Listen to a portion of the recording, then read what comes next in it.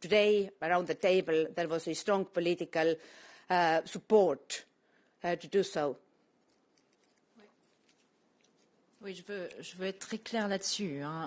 Les États membres ont clairement donné le signal pour que nous entamions cette synchronisation. Il y a des aspects techniques effectivement à revérifier et à approfondir sur notamment les aspects de sécurité du réseau. Mais bien évidemment, nous sommes là pour aider nos alliés ukrainiens et donc nous voulons arriver à cette synchronisation. Nous sommes juste en train de travailler à le faire de la manière la plus sûre possible. Peut-être peut-on prendre une question en ligne. Yuri Sheiko.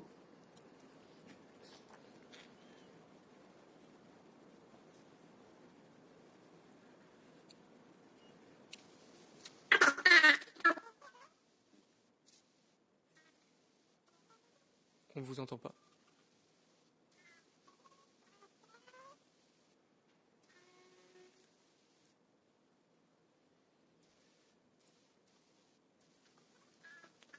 Bon, je crois qu'il y a un petit problème technique. On reviendra vers vous un peu plus tard peut-être. Je vous en prie. Allez-y. Good evening. Lorenzo Consoli, Asca News, Italy. I would like to ask about the discussion concerning the price, the electricity price, and this issue of the marginal price for gas. Is it true that the initial opposition by the Commission and some member states to review the whole structure of the market and to decouple the price of gas from the price of energy and to have a real price that reflects the price of renewable, for instance, is now easier? Is that a reflection that the Commission is developing? Is the Commission more available to review this structure of the market? Thanks.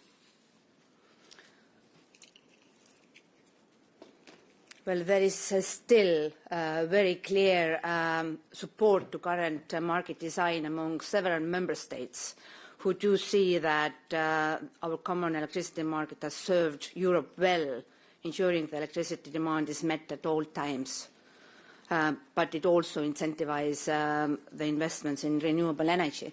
So, as you know, we tasked ACER, the regulator, to conduct a study how we can address unwanted volatility, and this study will soon be at our disposal so that we can address this issue. Well, we are analysing potential short and longer-term measures in the context of the upcoming energy communication that we are presenting next week. And yes, our priority is and will be to maintain the benefits of current framework, market integration, competition and incentives for renewable deployment, and at the same time help retail consumers to directly benefit from the greening of our energy system. Thank you. Le principe, ce n'est pas de remettre en cause le marché de l'énergie. Mais il y a indéniablement une question de volatilité des prix qui doit être traitée et donc les travaux se poursuivent évidemment en lien avec la Commission.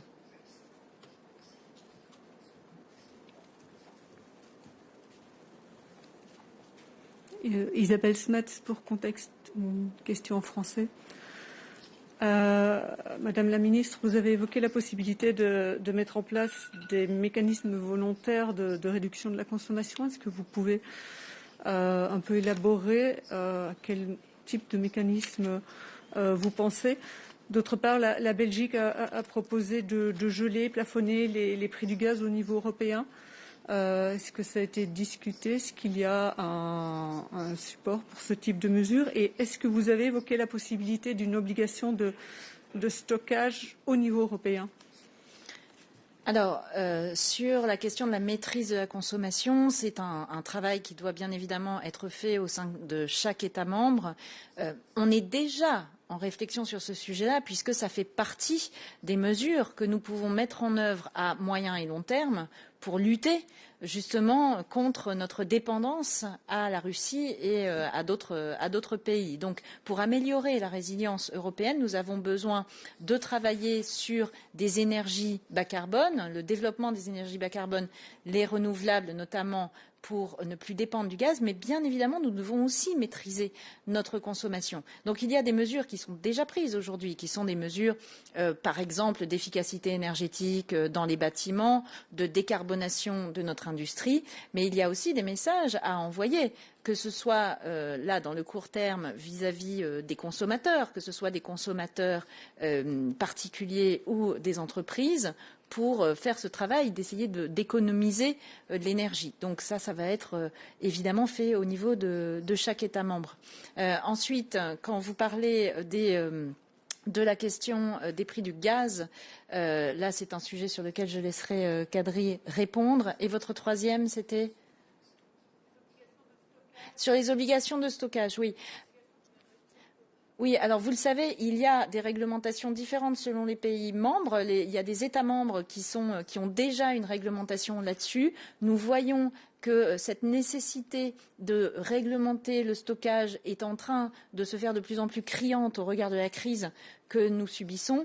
Donc il a été question en tout cas là déjà, dans le temps court, de remplir les stockages, d'avoir une solidarité entre nous, puisque tout le monde, comme le disait Kadri, n'a pas les mêmes capacités de stockage, mais aussi, je crois que nous devons avoir une réflexion pour essayer d'harmoniser un petit peu notre réglementation sur les stockages. Mais pour l'instant, c'est vraiment en cours de réflexion. Well, if I can add on this, indeed, several member states have already put in place a legislation that introduces obligation to fill storage before the heating season starts. And as I was mentioning in my introductory remarks, several ministers announced that they will plan to introduce a similar obligation and they will propose a national legislation on that. Of course, we have to be prepared for next heating season, and one of the necessary preconditions is that our storage will be filled and that we will not start the next season in the same way as we started this season. Now, the question about gas prices. As you know, LNG is globally traded commodity. We have to find alternative distributors that help us to replace the lost volumes from Russia. Already in past months, we saw lower volumes from East than previous years. We have to be prepared for even that this trend will continue. And that means that, that those LNG traders who will have a possibility to route their cargoes to Asia, where its demand is significantly higher than expected, will expect that, that the price is competitive. So in this regard, well, our market power will be our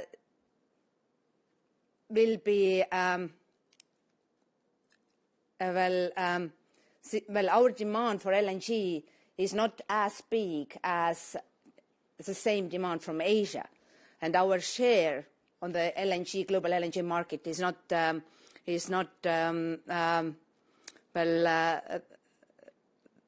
in such a level that we will dictate the price.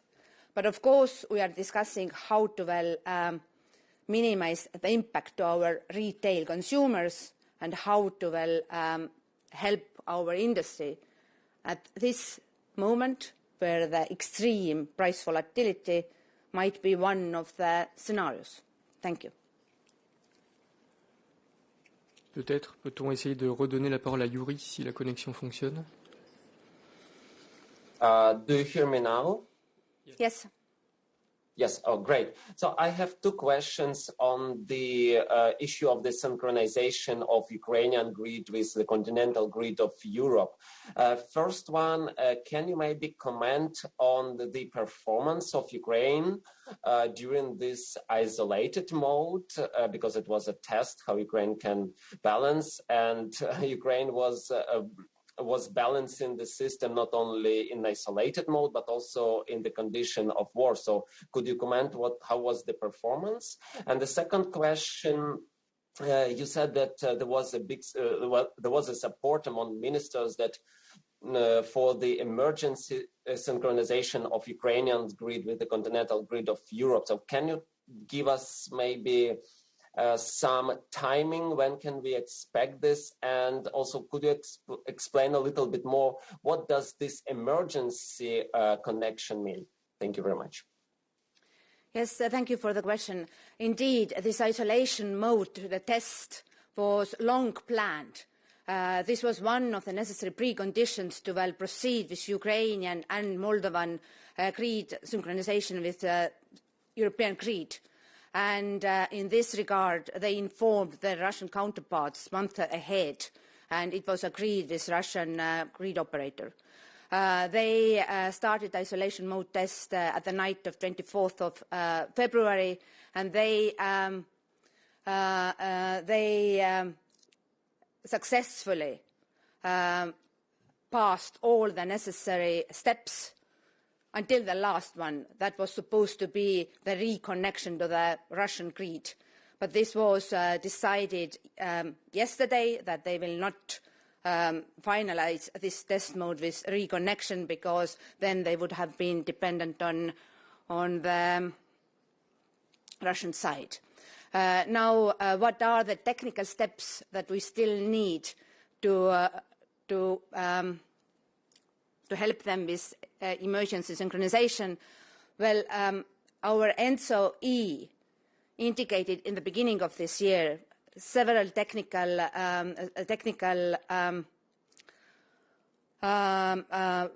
works that were necessary to avoid disturbance in EU grid at theoretical level. Now we know that under the war circumstances we can't ask Ukrainians who are fighting to keep their lights on and to repair the distribution grids that were destroyed during the military activities to do these works in the upcoming weeks. So we have to map what are the risks for our grid, for our grid in the respect that in worst case scenario might also put into the risk our grid stability. I had a meeting with ENTSO-E this morning. They do believe that technically the emergency synchronization is possible, because this doesn't mean that there will be trade. This just means that we will help them to keep their synchronous area and avoid possible risk of blackouts.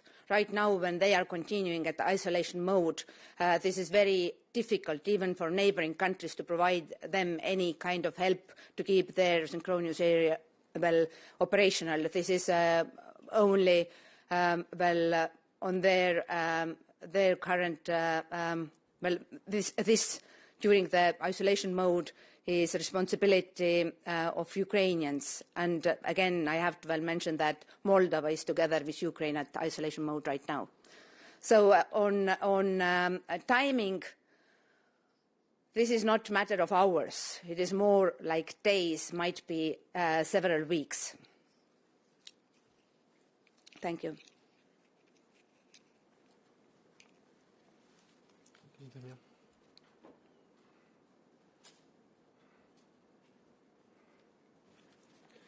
Bonjour, Damien Génicaud d'Agence Europe. Une petite question technique pour être sûr d'avoir bien compris. Par rapport à la synchronisation, il n'y aura donc pas de vote des États membres là-dessus.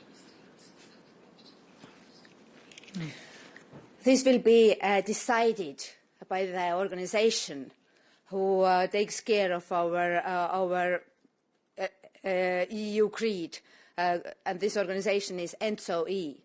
So our electricity transmission system operators organization, who has members, who has also member organizations who are not coming from EU, but for example, there are 38 members. So I will not start naming them one by one. Thank you. Si je peux ajouter un mot là-dessus, c'est évidemment une question technique. Donc on a besoin que les réseaux se mettent d'accord entre eux pour pouvoir réussir à faire cette connexion. Mais la volonté politique est claire. Il faut qu'on puisse aider l'Ukraine, il faut qu'on prenne la mesure des risques, et c'est ce qui est en train d'être regardé. Mais nous devons faire la balance entre les risques, mais aussi le besoin de l'Ukraine de se connecter pour éviter un blackout qui pourrait lui aussi avoir des conséquences très lourdes. Donc c'est tout ce travail que sont en train de faire nos gestionnaires de réseau. On va peut-être prendre une dernière question en ligne de Monica.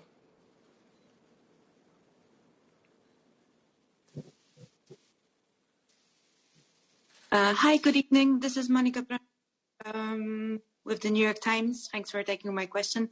I have a question on the strategic oil reserves. So, Commissioner, you said that ministers today expressed their readiness to release some of the oil reserves when the appropriate moment comes. Could you elaborate a little bit more on that? When would that appropriate moment be? Thank you. Well, indeed. Compared to our situation and our dependency on gas, on area of oil, we do have a robust system of strategic oil reserves in place. So member states do have at least 90 days oil stock. And this is the same for all the International Energy Agency member states. In this regard, according to our legislation, we can release this strategic stock partially, or we can release it when there is disruption of supply. This has happened in the history 3 times. So Gulf War, Hurricane Catherine, and Libya War. So clear disruptions. Now we do have war in Ukraine.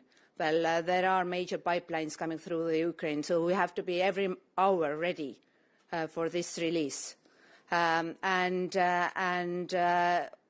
top of that, many member states already announced that they are already sending support, sending some of their oil that is on top of 90 days obligation to Ukraine to support them.